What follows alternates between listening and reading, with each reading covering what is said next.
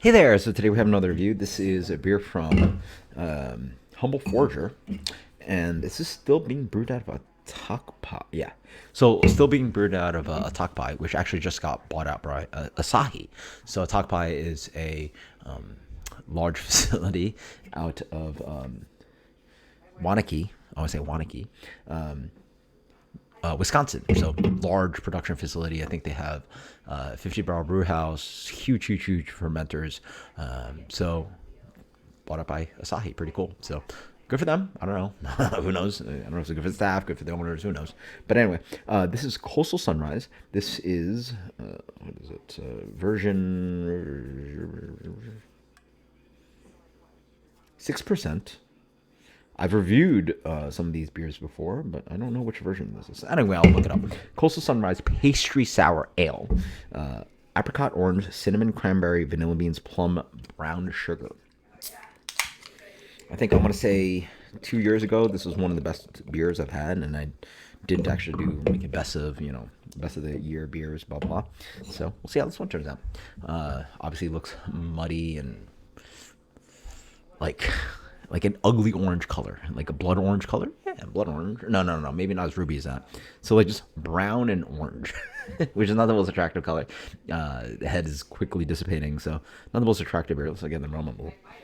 Oh yeah, citrus, tons of orange, a little bit of stone fruit, apricot flavor, brown sugar. Yeah. Okay. A lot going on. Oh, cranberry. There we go. It's like something really tart. So the combination of like orange and cranberry, yeah, is giving this little impression of like cranberry sauce. I throw a little bit of actually throw a lot of orange in my actual fresh made cranberry sauce for Thanksgiving. You the orange peel in there and the orange juice of the actual orange that you're using. Okay. Stone fruit too. Apricot. Cheers. No head on that, so like a little bit weird on the palate. Like generally when you drink a beer, there's like head and the beer, but like obviously there's no head on this guy. Wait, why though? I don't know. Anyway, it is very puree forward. Yeah, pretty fresh. Can like 2 months ago. Chunky. So maybe definitely not as chunky as some of the smoothie sours I've had. Pastry sour, sure. I like the spicing. Yeah, that's where you get it.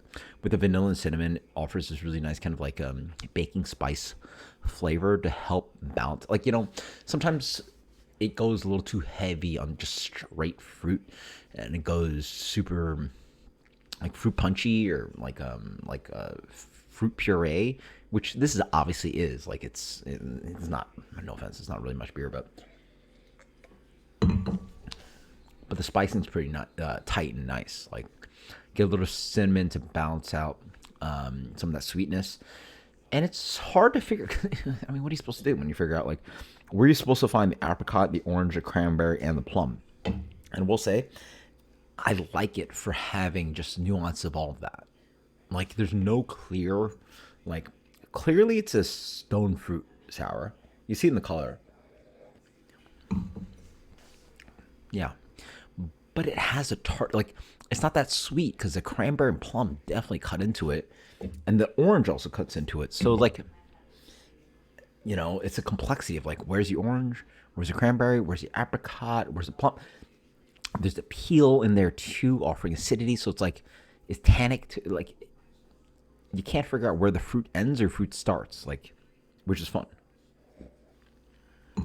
I think that with an impression sour like this, it's fun to do that. Yeah, good placing. Yeah. So we're with the Grandfather failed from Founders, one of the worst beers I had last year, which was more of the most interesting beer I had last year, but like also was like one of the poorly executed beers I had last year.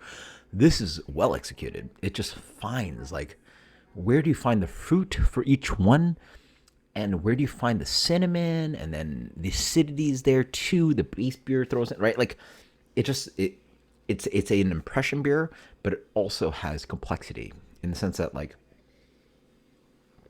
sometimes beers are singular note or they're disjointed. This is both not singular, complex, but also, sorry. So what I'm trying to say. So these are two things I'm trying to say. Disjointed is where like things are out of place, and then also singular as in something dominates. So I guess these are two analogies that sort of metaphors or things that like they're analogous words like disjointed and singular. As in something dominates, or disjointed as in something dominates and dominates other ingredients. Here you get a counter action of that. It is balanced in the sense that it doesn't. This is obviously an impression beer. Like there's nothing quote unquote balanced about this beer. It's fruity, spice heavy, acidic, but the balance of flavors is there. You know that's so what does balance mean? So now putting down a steak, the balance here is the fruit, and it's got a lot of this stuff going on. You know, you can't really find where the fruit again, which fruit dominates this beer. I couldn't tell you.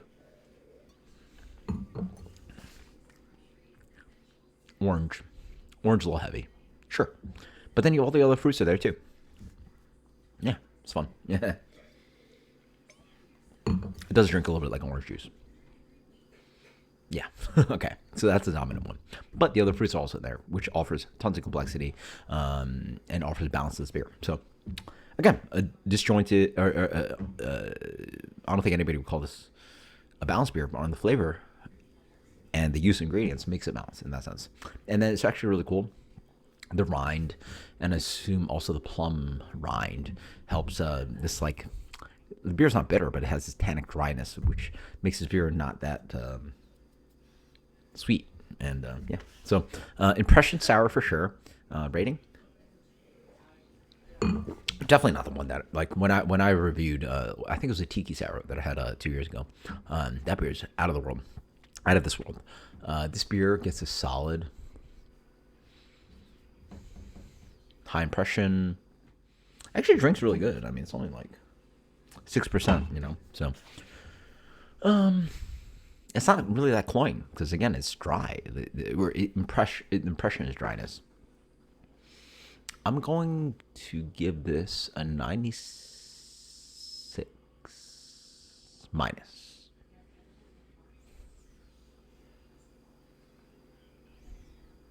I'm going to go 95. 95. That is Coastal Sunrise Pastry Sour. Version 70, sorry. So it's right there. It says vegan version 7, which is a little bit confusing because it's vegan version 7, but no, it is vegan and it's version 7. So until next time, guys, cheers. Let me know if you've had these humble forager beers, and also let me know if you're local to Octopi and all the crazy beers that they brew there, because I know a lot of regional breweries, or in that region, a lot of big brands are being brewed out of that big brew house. So until next time, cheers later.